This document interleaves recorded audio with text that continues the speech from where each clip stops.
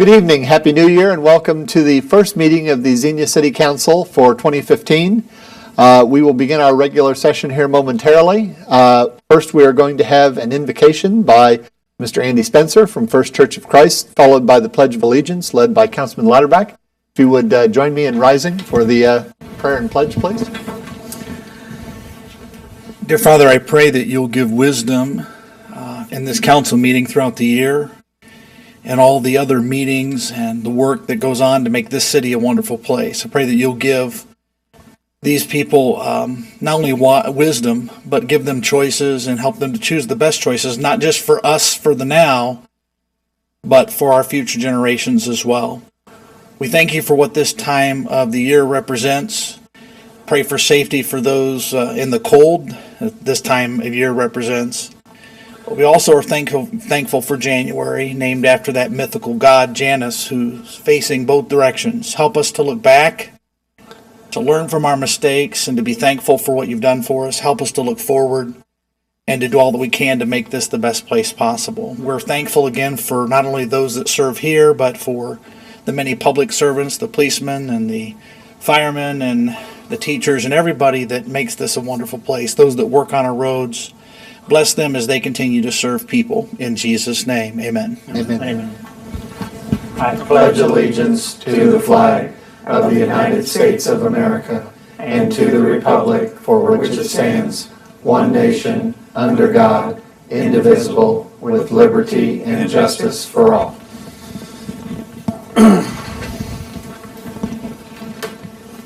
Thank you, Mr. Spencer and Councilman Lauterbach. May I have roll call, please? Vice President Long. Aye. Councilman Cowley. Aye. Councilman Lauterbach. Aye. Councilman Smith. Aye. Councilwoman Mills. Mayor Bayless. Aye. President Engel. Here.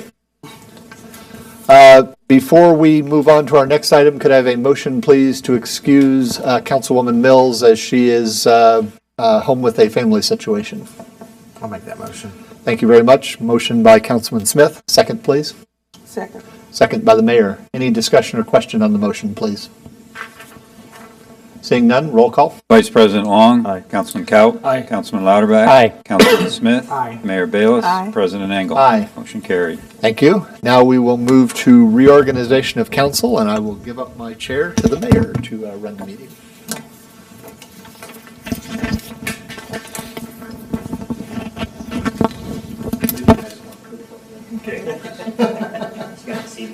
Yeah, oh, it's nice. Mayor, before we get started, I'm not a candidate for either president or vice president. Oh, okay. Thank you. Thank you. Thank you.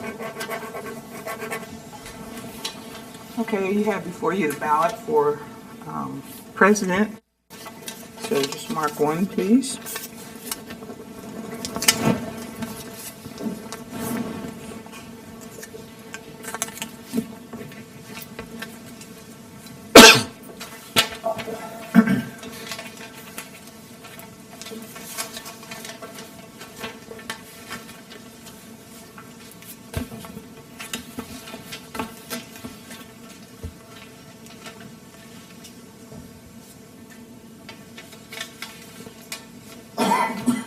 Okay, we have a winner. I'd like to congratulate Councilman Engel.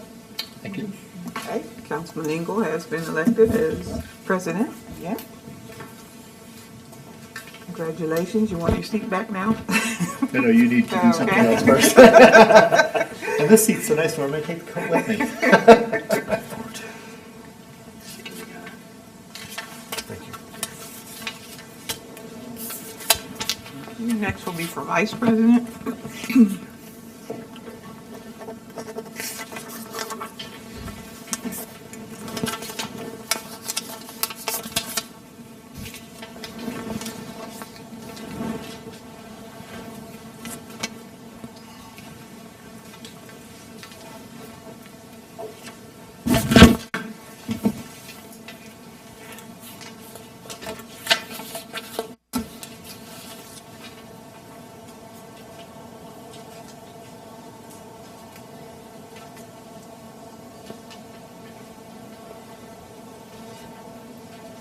We have a writing vote. Councilman Long, congratulations. Okay, so Councilman Long will remain as vice president. So yours.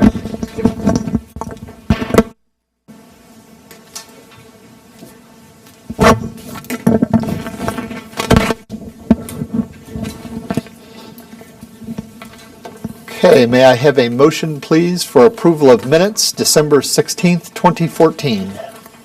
So moved. Moved by the mayor. Second, please. Second by Councilman Smith. Any discussion or question on this set of minutes, please?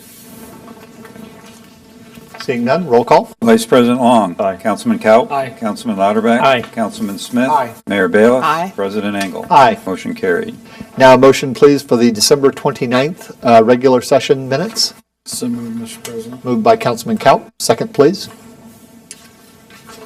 Second. Second by Councilman Lauterbach. Any discussion or question on this set of minutes, please? Seeing none, roll call. Vice President Long. Abstain. Councilman Kaut. Aye. Councilman Lauterbach. Aye. Councilman Smith. Aye. Mayor Bailiff. Aye. President Engel. Aye. Motion carried. Thank you very much. We have an opportunity for audience comments. Audience? If anyone would care to come forward and speak?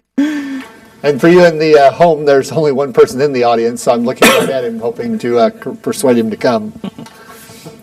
But seeing none, we'll move on to reports of committees. First, we had scheduled Councilwoman Mills for BRCA. She is, of course, absent this evening and excused. I know that there was no meeting in January, so we will just cycle her report to the next month. Now, Councilman Smith, Traffic Commission, please. Thank you, Mr. President. Xenia City Traffic Commission did not meet in the month of January due to a lack of agenda items. Our next meeting will be scheduled for Monday, February 2nd. Thank you very much. Anything for Councilman Smith in traffic, please? Seeing none, Mayor Bailiff, Board of Zoning Appeals. Board of Zoning Appeals reported at the last meeting, it was an off meeting due to Christmas, I believe, yeah. And so it's already been reported. Thank you very much. Anything for the mayor with BZA? Seeing none. Items from City Council and Mayor. Anything that should be brought to the front? Councilman Lauterbach. I have two items. Item number one, is there warming centers for the citizens to get out of this cold weather? Yeah, we did look into that today. The Episcopal Church is available in the evenings. They do have vacancy available with overnight accommodations, and Jeremiah Tree is taking sort of a day shift, so we do have space available, and they'll make accommodations during the day. In addition, both the United Way and Red Cross can make some provisions to make some arrangements available as well. So there are some local resources here, and if anyone is having trouble contacting any of those resources, they can certainly contact our office and we'll get them in touch.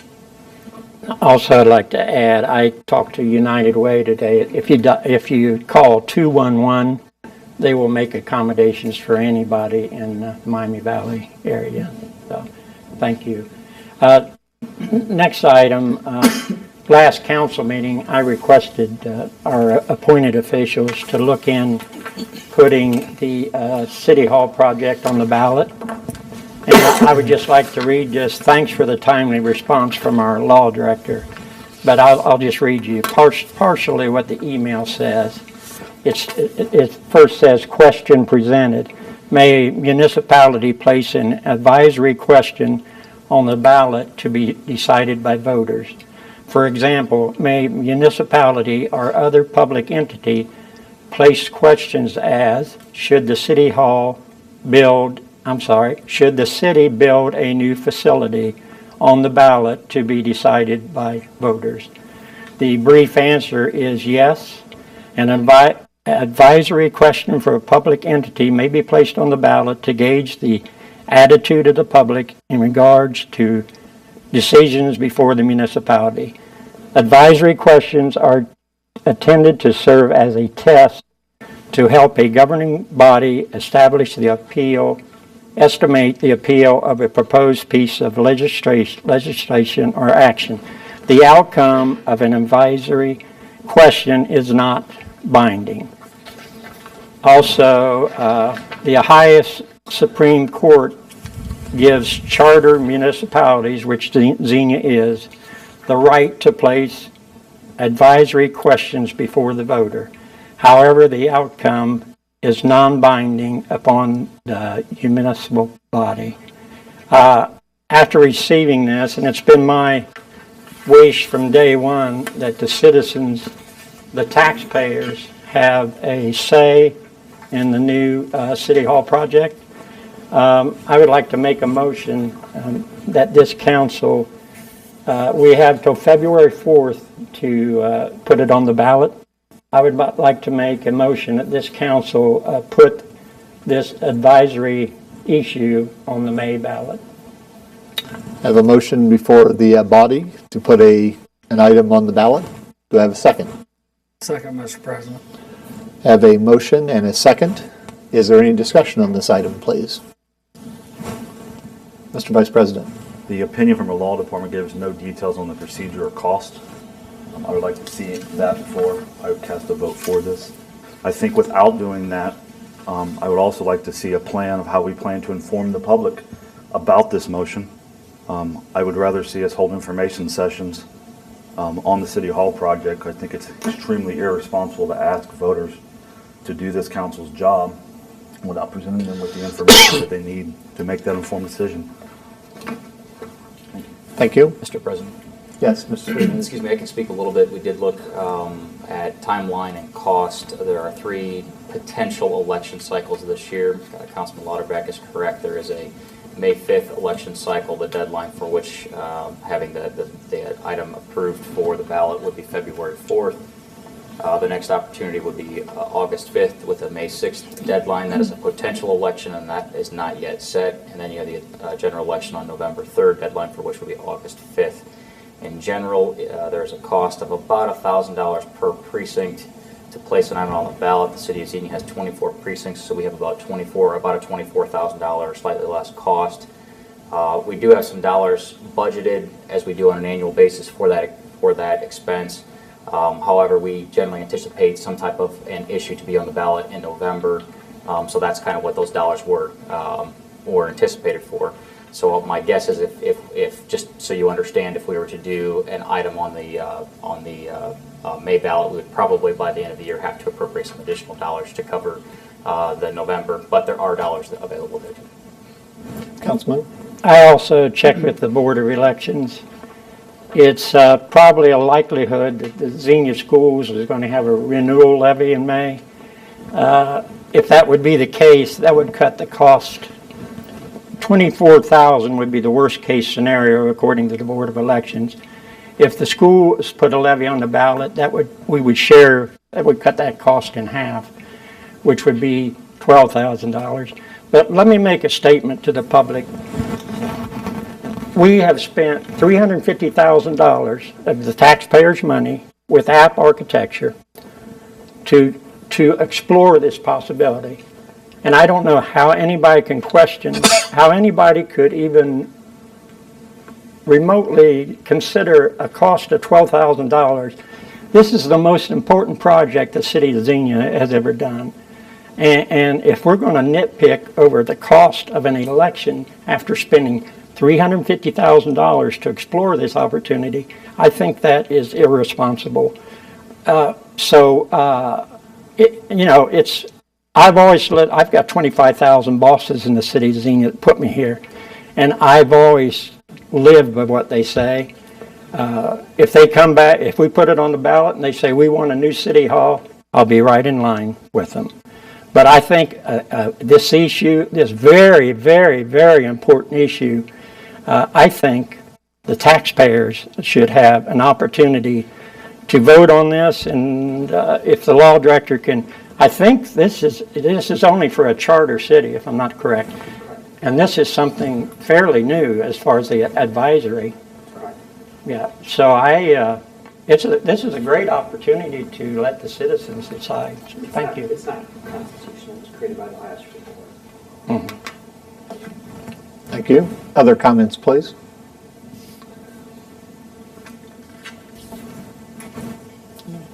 Councilman? It's just a popularity poll unless we do our part to inform the public. And to ask the public to vote on a matter, I would still need to see a plan of how that verbiage will be read and what the plan is to present that information to them. Majority of our public do not know how much it costs to treat water, paint a wall in this building, what HVAC needs replaced, what roof. Because they elect a 7-member council to do this job. And it's, speaking of the charter, we have the responsibility, according to the city charter, to perform these responsibilities. And I'm all for an opinion. If we do our part, I would much rather see us do a much better job getting the information out there besides putting a ballot in front of somebody and not inform them. In general, this is a dangerous precedence too.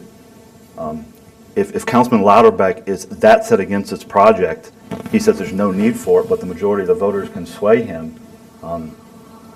I don't know what to tell you. If they vote and they say yes, then all of a sudden he's for it when he says there's no need for it. I wouldn't do that. I'm going to vote with my conscience.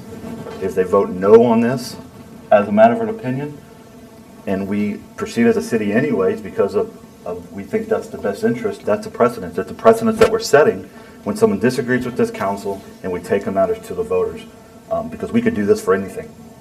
We can do this for lots of things that we want to spend money on. And that precedent has not been set in this city for any building that this community has built since the day that this city was born in 1803. And I'm here to do a job. And if we can inform the voters, I would vote for something like this. Until then, until I see that plan, I will not vote for this motion. Thank you. Councilman Kell? Thank you very much. I will agree with Councilman Lauterbach or Councilman Long that we are here to make decisions on behalf of the public. And I've said that from day one, but in 7 years on this council, it's the first time that we have gone out to spend $11 million. $11 million with negative cash flow of $1.9 million in 2015, negative cash flow through 2019. So we're going to spend money that we really don't have. That's the bottom line. And with that being said, I was in a local business, and everyone from the 2 business owners to every employee in that business that I spoke to said that we were absolutely crazy if we spent $11 million on a city building. So with that being said, this issue has been split 5-2 the whole way. And I think the only way to change anybody's opinion is to know what the public's opinion is. So therefore, I am in support of Councilman Lauterbach's motion 100%. I believe $24,000 is a drop in the bucket when we've spent, $350 already, plus we're looking at $11 million. And I do believe if we put this action or this on the ballot, that at that point, it's not up to staff to come up with a plan. It's up to us to give staff the directive on what we want them to do to educate the public. So we shouldn't be looking to staff to tell us what they're going to do to educate the public. We should be looking at our city manager, telling him, our employee, what we expect him to do to educate the public. So therefore, we can make this decision tonight and then give him the directive on how we plan for him to proceed. Councilman? And maybe there's some misunderstanding. I would never proceed with a project without the public being informed. I'm the one member of council that like to have all of our work sessions televised. I'm the one member of council that newspapers, television will come to because I'm supposedly the outspoken one. So be it. I represent the citizens of Xenia, not anybody up here. So to say I would love to be see the public informed. As a matter of fact, I'll be one of the ones informing the public. And as far as your statement that I guess you misunderstood me, Councilman Long. If the public decides they want, I've been against this project from day one. If you all remember the first time we met at Simon Kent and I walked out of the meeting because it's so ludicrous to want to spend this much money, but I would live by what the taxpayers decide. I don't know where you're getting that I'm flip-flopping. I would live if the taxpayers say, I want a new city hall. The taxpayers get a new city hall. And by the way, several months ago, I asked the city manager for Plan B. I've got Plan B. Do you guys have a Plan B? I think a lot of city management has just taken for granted that this new project is going to go through. Do you guys have a Plan B? If it doesn't? What we've talked about all along is Plan B would look at some type of renovation in this facility, and I can't move forward with a renovation on a different scale of this facility without altering the contract that we have with our architect, which would require additional appropriation of funds to do that. Have you looked into the fact of the vacant buildings we have downtown Xenia? Have you contacted anybody about maybe the possibility of leasing them? And I know President Engel last meeting said, well, it's going to cost X amount of dollars, say, to renovate at Rite Aid. We've got $2 million in the budget for renovation of this city hall. And if you go to some of these owners, they might even help you with the renovation cost. I mean, have you looked into the possibility of keeping this as the city hall and moving the police department to Rite Aid? We did. We looked at the option of looking at the police division. That was the first thing we looked at when we talked about Simon Kenton. The problem with that is that it does not meet, this facility does not meet essential facility standards, and the cost of renovation is significantly higher, almost double than the cost of moving administrative services, which is where that concept had its genesis in the first place. The secondary issue there is that our dispatch operations are in this facility, and we would either separate the command structure over that operation by moving the police division out and keeping them here, or we'd have to move the dispatch operation from this facility, and I guarantee you that would be cost prohibitive. It would be a significant additional cost to move that infrastructure. When you say cost prohibitive, how much are you talking about? We're talking millions of additional dollars to move just the dispatch, because you'd have to extend all of those communication lines and all of the digital infrastructure that we've invested in this facility over the last 20 years. Additionally, we have looked at a lot of downtown facilities. The feedback that we got from council when we started this conversation about 2.5 years ago was that we needed to own the facility that we were investing in, that the council was not interested in looking at a lease arrangement because any dollars that were invested in that property, we wanted to make sure that we had the ability to maximize over the life of the investment. And Mr. City Manager, as I recall, we went out with a formal request for proposals from entities citywide, and we received a few, one of which was a lease, which was cost prohibitive. The others were, again, cost prohibitive for the reasons that you've stated, as I recall. Is that? Well, one, we actually selected the one from an alternative proposal, which is the Whiteman lot. Yes. Councilman. Thank you, Mr. President. We had a work session on facility, and I don't recall anybody getting up. Well, we didn't have audience questions, but I haven't fielded any emails against the project. I have not fielded any phone calls against the project. So I know we live on opposite sides of the city, but we all represent the taxpayers, Mr. Lauterbach, Councilman Lauterbach. We all do. You have a few people that are not for the project. We have people that are for the project, and to continue to debate this, when we've been working on this project for 2.5 3 years. This is my 6th year on council, and we've been working on this almost since the beginning. So this isn't something that we just threw out there, and we know we have the funds to do it because we've been presented with how it can be paid for.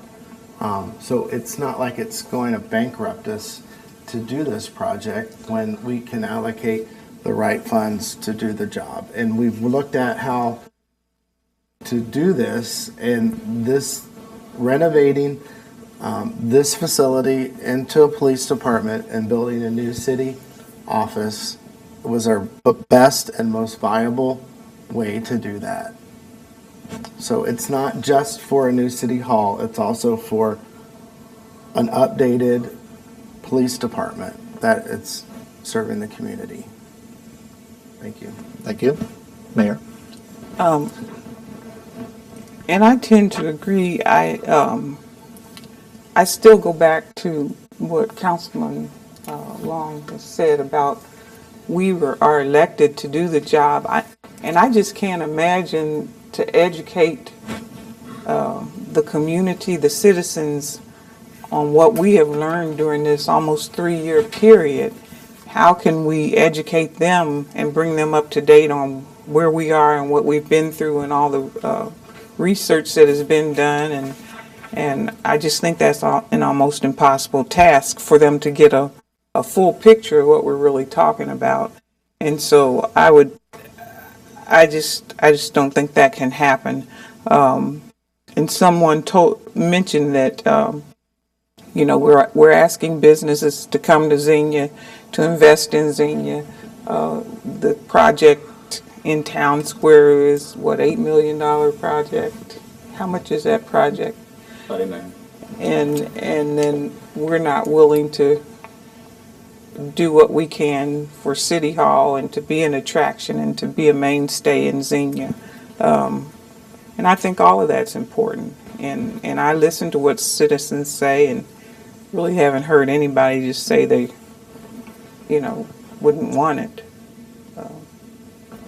Some had concerns with the design maybe, but not that they just didn't want it. Thank you. Councilman Latterback. I guess I'm a little bit confused then. Why wouldn't you want the citizens to decide?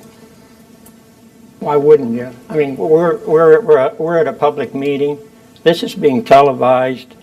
All the citizens of Xenia are going to know how you vote on this issue, and the taxpayers, I think, is the democratic, and it's the right way to do this. And what I don't understand, is it the cost you're opposed to? Is it that I'm city council and you're going to listen to me? I guess I'm not understanding the arguments coming from the other side. But this is a democratic way. You have the right to vote. I have the right to vote. I have the right to voice my opinion. And $11 million project, never been done before. It's going to bite us in the rear end before it's over. Thank you. Councilman? Thank you very much. I mean, in all due respect to the mayor, I don't think she's given our taxpayers enough credit. I do think the taxpayers can understand the issue. I think it's pretty simple when you break it down to simple finances and how somebody runs their house and they run their finances within their house. They don't buy a car when they have negative cash flow. They don't buy a new house when they have declining revenue coming into their house. I mean, we're in the same situation, only on a much larger scale. That's the bottom line. Negative cash flow, $11 million going out. To Councilman Smith's comment, yeah, we'll pay for it. Sure, we'll pay for it. $488,000 a year for the first 10 years. $450,000 for the next 15 years. I mean, we'll pay for it, but we're going to pay for it at the expense of other areas within the city. We're going to have to take those funds from other spots to pay for that building each year. That's the bottom line. And because citizens haven't emailed you or called you, I mean, I have taken a few emails, I have taken a few calls, but mostly it's when I'm out in the city. I ask people, hey, what do you think about the City Hall project? And if they don't know what it's about, I tell them what it's about. I get approached at every Xenia high school basketball game, not only from Xenia residents, but township residents. I get approached every business I go into. I get approached when I go out to eat. People know about this project, and you're not giving the taxpayers enough credit. And I've yet to have one taxpayer tell me, hey, that's a good idea. And it's not about giving taxpayers credit. I think that's a very unfair statement. But I don't know how you can go out in the city and in 5 minutes tell them about this project. I don't know how that can be done. When even tonight we're still discussing things that we've talked about. We'd have in 3 months. Almost we'd have 3 3 years. months to educate the taxpayers. 3 months.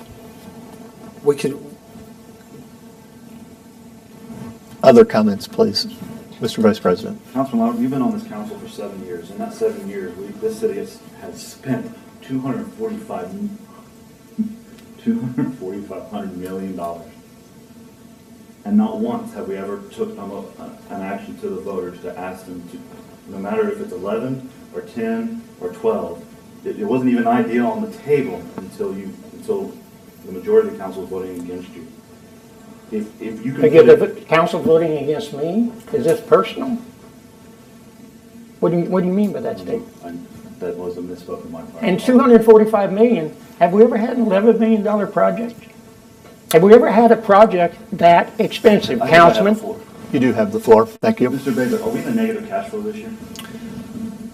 Well, Did your report today say the cash flow, there is a cash flow deficit that we had for 14. We are projecting cash flow deficits in the key operating funds. However, only a small portion of what we're talking about here in that project would be attributable to that cash flow deficit. That would be the projected, and we don't have a total idea of what it will be, the operating costs for the new facility.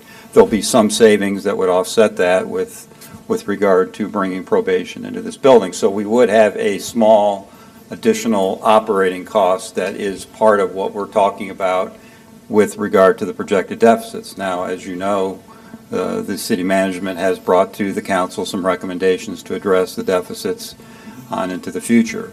As to the $488,000 per year and the $11 million when you add the interest to the overall project, obviously that's a 25-year cost of the project. So we do have revenue streams coming into the tune of about $1.3 million, which was the revenue in collection and income tax that we collected in 2014, and we're projecting about that, going forward. And what I've shown is what our existing debt service is, adding this particular debt service projected, albeit that it is, to it, and there are remaining funds to do some of the other projects. As Councilman Kaup said, there will be less than there would be if we did not do this project. But given that revenue stream, there are dollars available to do this project if council wants to prioritize it, and should be to do other projects as well. Thank you. I have some loaded questions because we have been predicting this negative cash flow. It's not new. It's not just this year we decided to predict this. The financial report we got today said operational-wise we're still with a negative cash flow. And this council has unanimously voted to buy cars, to buy real estate this year. Because those are decisions we make, business decisions we make every day, that the majority of the public do not understand the difference between personal finance and city municipal finances, or business and general finance. And that's going to be the hard part, to properly educate the citizens. I think it's irresponsible to take a matter, unless we can put that effort forward, and to do that, it's going to cost more than $12,000 to have sessions and create material or whatever it takes to inform its public, so that as leaders we give them everything they need to cast that vote. And that decision still is not theirs to make. That decision is still ours to make. It is just an opinion poll. This body will still have to make that decision. Thank you. Councilman. And I think the public needs to know, what percent of the project is going to be coming from the water and sewer fund? Well, I think we talked about, I don't know what overall percent, I think it's about 36%, something, if I remember right, is going to come from the water sewer, and we talked about it being, for an average user, about $20, $25 a year. Which would mean citizens' water and sewer rates are going to go up. And I'll go on record right now, I will not vote for water and sewer increase, Councilman Long. And number two, to balance the budget, we have an $800,000 street light assessment. Do the citizens know about that? A proposed $800,000 street light assessment to balance our negative cash flow. These are things I think the citizens need to be informed, and I've got we've got 3 months to inform the citizens. I've got no problem with that. I mean, I'll go door to door if it needs be, if that's a concern that we won't get the message out to the citizens. We can get the message out to the citizens. I'd be more than glad to do that. And but anyway, that's all I have to say. Any other comments, please? I have a few. First off, we need to correct some fundamental inaccuracies. This is not an $11 million project. This is approximately a $7.5 to $8 million project that will amortize over the life of its payment to approximately $11 million. And Councilman Cow, while you claimed earlier that you were against it, as I recall, and I think our minutes would reflect, you were enthusiastically for building new from the very beginning. It's just been most recently that you've turned your interest. Absolutely, before the cost. And now I have the floor, thank you. I'll have the floor It is, done. excuse me, sir? I'll take it when you're done.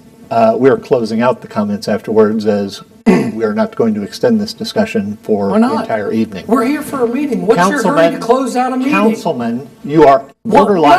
Why would you cut off a meeting? Councilman, Why you would you are cut out- off a meeting and not Councilman. discuss a subject? Turn the camera off, please. We are temporarily suspended until council comes back into order.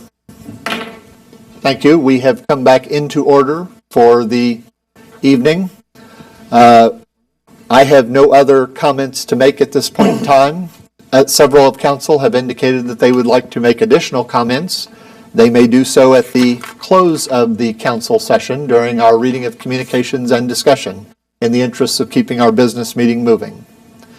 At this point in time, is there any other items from City Council and Mayor to address this evening? Councilman. Thank you very much. Mr. Law Director, all the debate that was happening off camera, was that on the record or off the record? I think it's still the record, it just wasn't televised. Thank you very much. Thank you. Will the profanities be included as well? Thank you. Anything else for items from City Council and Mayor, please?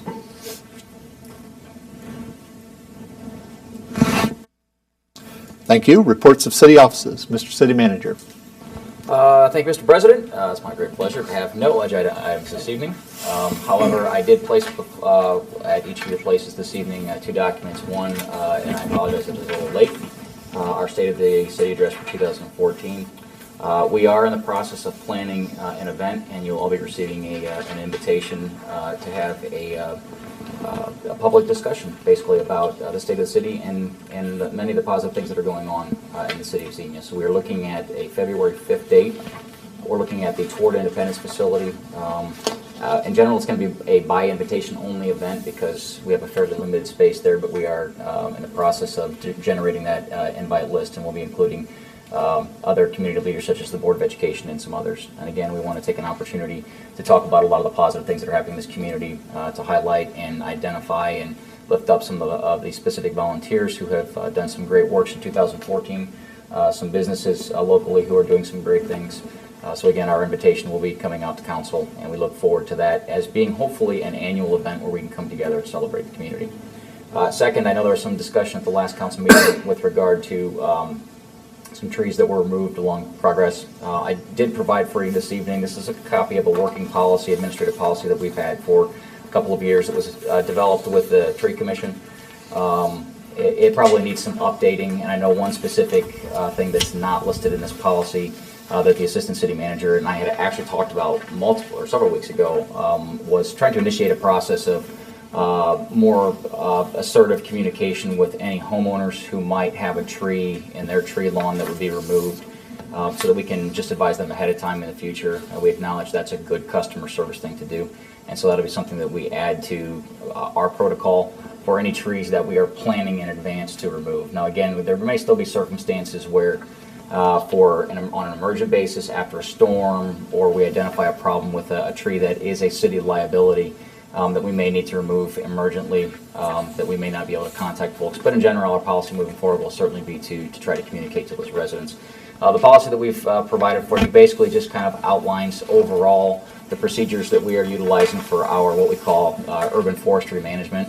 The policy was developed basically copying a lot of the key provisions from the state of Ohio's recommended municipal urban forestry plan, and again was developed in conjunction with the tree committee. So we're committed to making sure that our trees in the community look nice, that we're communicating when we do have a problem. And candidly, the emerald ash borer issue is a problem, and we are seeing a significant increase in the number of trees that we're losing. So I do anticipate that we'll see a number of trees that'll, more than we're regularly used to seeing, that will have to come down in 2015.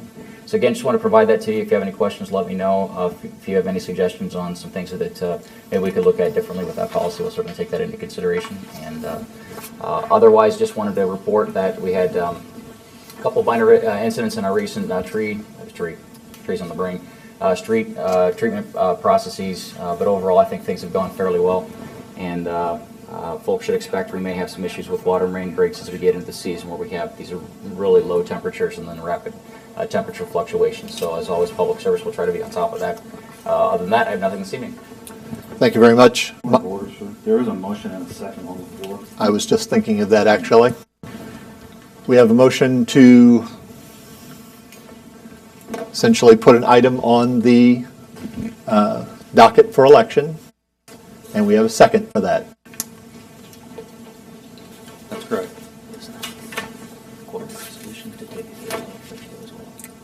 Let us have roll call then, please. Mr. President. Well, Thank you.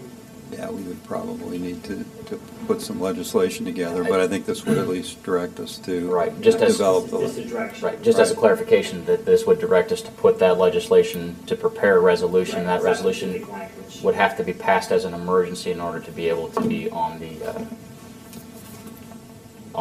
February, whatever it is, to meet the May deadline. Okay, so we have a motion to direct council. We have a motion that council is proposed to direct to the city staff to prepare legislation and the resolution for a potential ballot item, and a second for that. Mr. President, will you please restate for the citizens what the ballot item would be, please?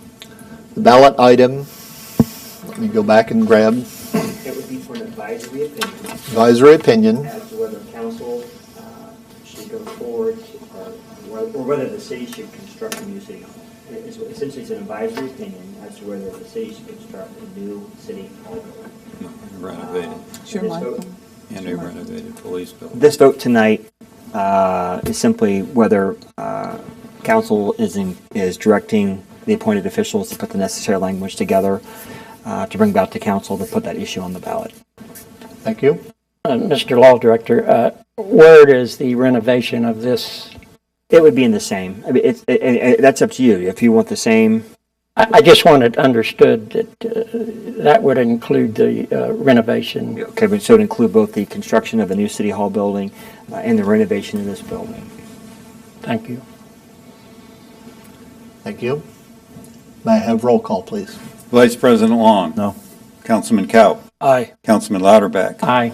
Councilman Smith. No. Mayor Bayless. No. President Engel. No. Motion fails. Thank you. Anything for the city manager's office this evening? My apologies for getting out of order. Mr. Councilman Lauterbach. I would like to remind the city manager, in our charter, it says we are to have the state of the city in December of every year. Are you saying this is going to be a new policy that we don't have it until February? No, sir. Councilman Lauterbach, you are corrected. I am late in getting this to you, and my apologies. We were focused on getting what was been a difficult budget completed and our ED 360 program launched. So we're a little late in getting this to you. I'm simply recommending that after the state of the city is issued, that we look at in a January, February timeline on an annual basis, some type of a public event to acknowledge the state of the city, the good things essentially that are going on in the city. I do think, however, at some point in time in the future, that when the next charter review committee is launched, that the timing of that is looked at. Most of your whether it's state, federal level, your state of whatever it is, typically occur after the first of the year. And that's in large part for us because our end of the year process for budget and so forth occur between that November and December timeline. It's a pretty busy time for the staff. So I would like to defer to the law director. The city charter says December. Would there have to be some kind of a change to city charter to extend that date? If it were to happen on a regular basis, there would have to be a change in the charter. I'm not familiar with that exactly, the wording in it, but if it specifically states December. the message itself is correct. And I'm not suggesting that date outside of a charter change should be changed. I mean, we need to follow the charter. I guess what I'm saying is when the next charter review process is undertaken, that's something I think we should look at, just the timing of it. So I would expect next year to be, the state of the city to be in December. Absolutely. Until somebody so chooses to change our charter. Thank you. Thank you. Anything else from the city manager, please? Councilman? Thank you very much. How many trees were totally cut down out Progress Drive area? I don't have an exact number. I mean, I was told it was 30 plus. I don't think so, but I don't know for certain. Well, they were all ash trees, I know that. I mean, that is a PUD out there. I mean, we required the property owners to place those trees out there. I mean, I think it's incumbent upon the city to replace those trees and have a plan to replace those trees. I've been arguing about the trees on Main Street being put in crooked, sideways, not straight. I mean, we've got numerous trees out on Progress that are dead. You can tell which ones are dead out there even in the middle of the winter. I don't know what's happened in our enforcement with our zoning inspectors. In the past, those zoning inspectors would have sent those property owners letters to replace that landscaping.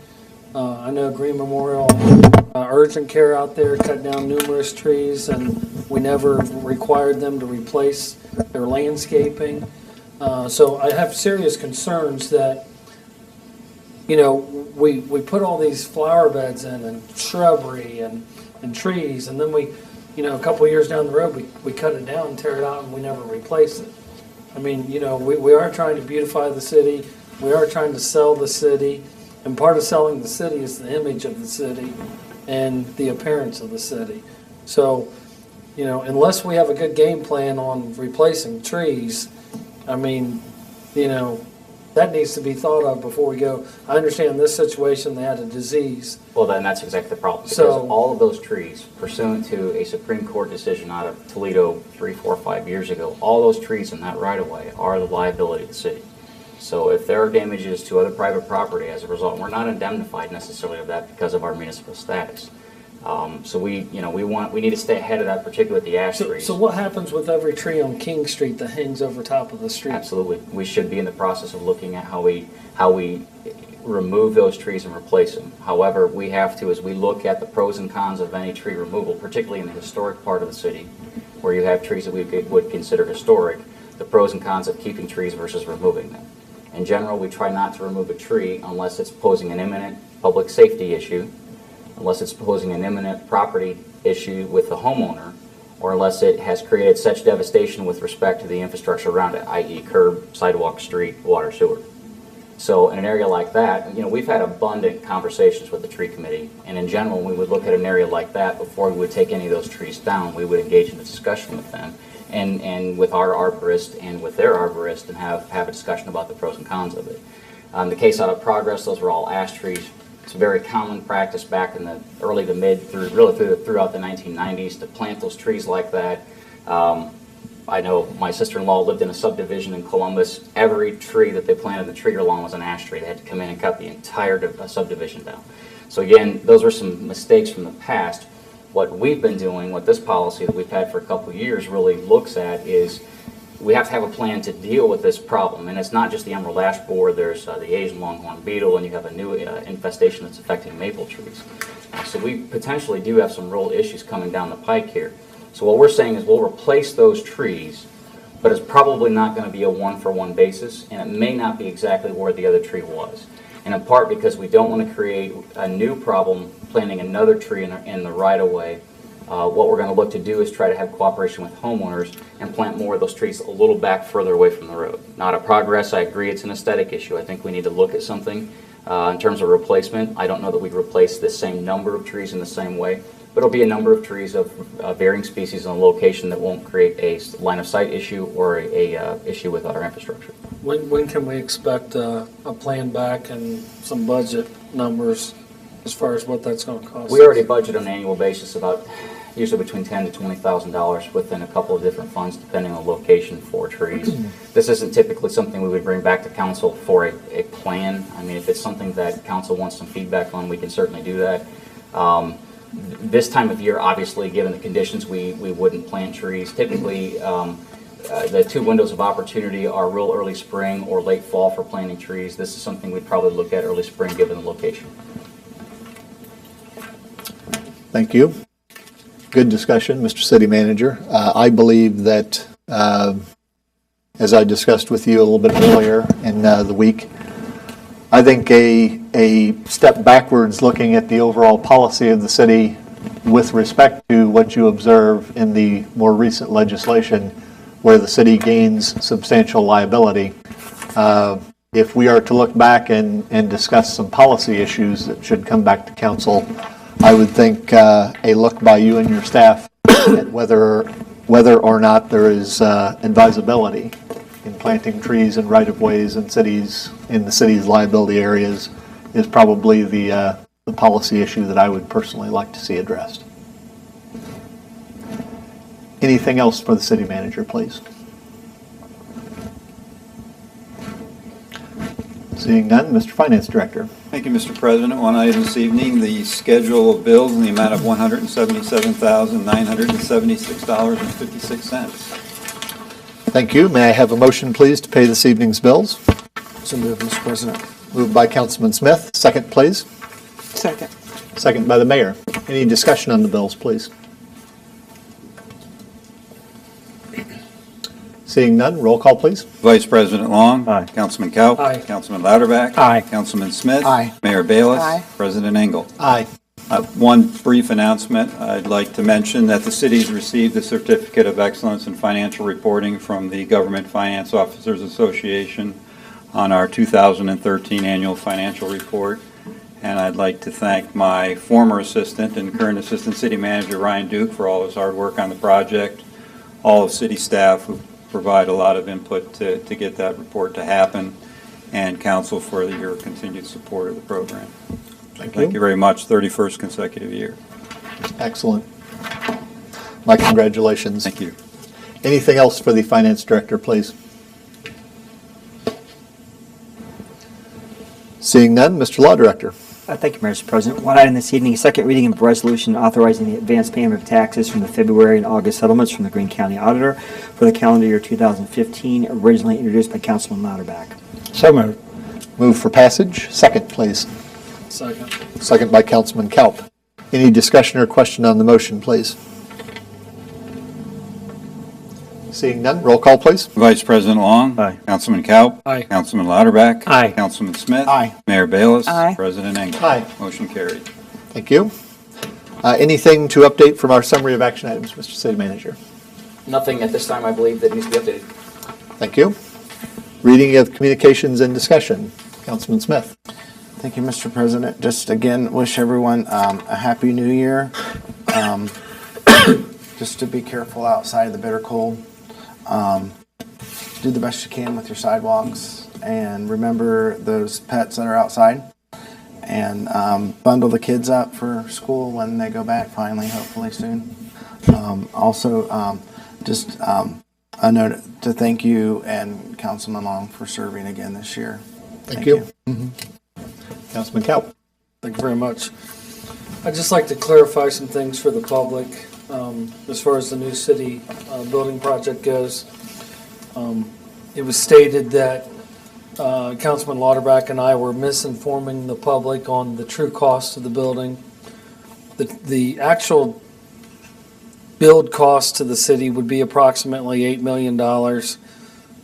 Over 25 years, that building would cost the taxpayer $11 million of their tax money. That's the true cost of the building over 25 years is $11 million. It was also stated that I voted in favor of new construction, which is absolutely correct. Originally, we had talked about doing the Simon Kenton building. Estimates originally were in the $2.5 to $3.5 million range to renovate Simon Kenton for a police station.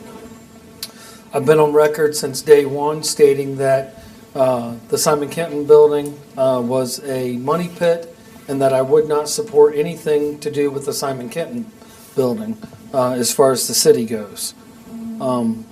With that, I mean, last winter alone, we paid a $57,000 heat bill on that building, a building that's sitting empty.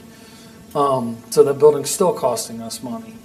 I did support a new police facility. I've been on record that I would support a new police facility. We don't need 20,000 square foot for a police facility. I believe the early estimates were that we could do a police facility for about 12 to 14,000 square foot, and that would be plenty of square footage for a police station. The original estimates I got from the city engineer were $162 per square foot for new construction of a security essentials building. Take $162 times 12,000 to 14,000 square foot, and the number is much, much less than $8 million for a city building that will eventually cost us $11 million. So therefore, when this project has changed, my vote has changed. This project is no longer a $4, $5, or $6 million project. This project is now $8 million plus interest, $11 million. So I've not flip-flopped. I've not changed my opinion. If the city manager brought me a viable option for a police station, I would support it if it was within what we could afford. I've been on record that I would support a police fire levy and let the taxpayers decide, because we have a true need for a fire station. Let the taxpayers decide if they want to put tax dollars into a police and fire facility, a combination facility similar to what they have in other municipalities. I think that's a great idea. And if the taxpayers want to, pay for it over the next 20 years through increased tax dollars and pay for a new police station, pay for a new fire station, I think that's the way to go. In most municipalities, people support public safety. So I'm all for putting it out there and let the taxpayers decide if we need a police station. It would be much cheaper to renovate this building right here for all administrative uses. But because we're going to redo this building for a police station, that doubles the cost of the renovation for this building. So my feelings have stayed the same all the way through, and I have not changed my opinion on this project.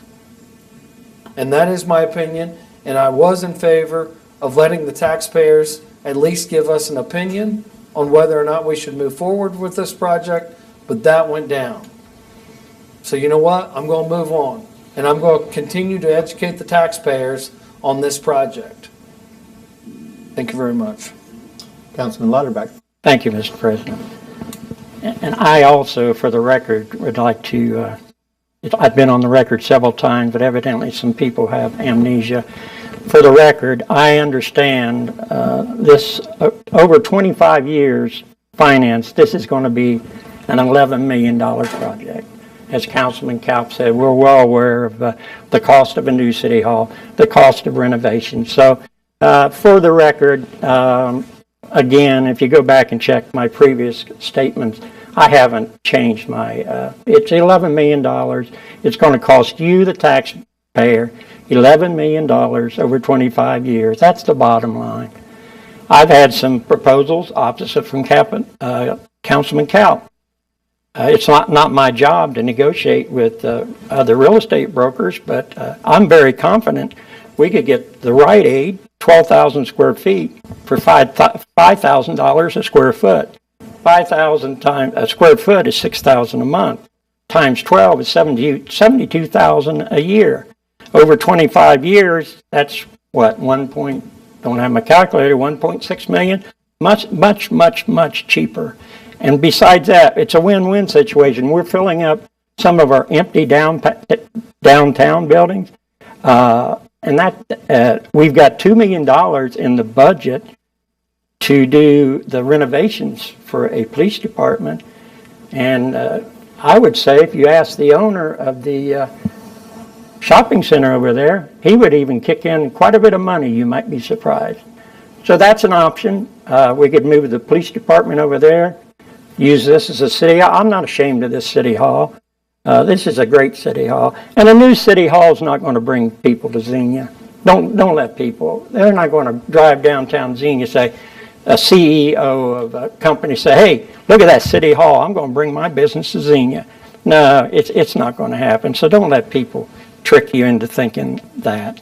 And but for the record, there's been a lot of misstatements. And I'm well aware, Councilman Long, I know how much money we've spent over the 7 years I've been on council. I approve budgets every meeting, but we've never had an $11 million project. Let me state that one more time. We have never had an $11 million project that this council has had to make a decision on. And again, I believe that the taxpayers have a right to know where their money's being spent. And when we did the levy, it was never mentioned that we wanted to build a new city hall. Never mentioned. Not one time, to my knowledge. So and now we're going to use 0.25% of that money and maybe build a new city hall. So, and as Councilman Kalp said, we're both on record as trying to give you, the taxpayer, an opportunity to be in this decision making. So all I can say is you haven't heard the last of me. Thank you. Mayor. Thank you. I really don't have anything to report in regards to building, the cost of the new building, and we've not had a cost like this before. I don't think the economy's been like it is. I mean, everything goes up every year. So probably when they even put this building up, some complained and said it costs too much, and that's just goes with the times. Things do cost, and costs do go up each year. I'm having my coat on because it's cold in here. So one of the things that's wrong with this building is the heating. We were warned that it would be kind of chilly, and it is in here this evening.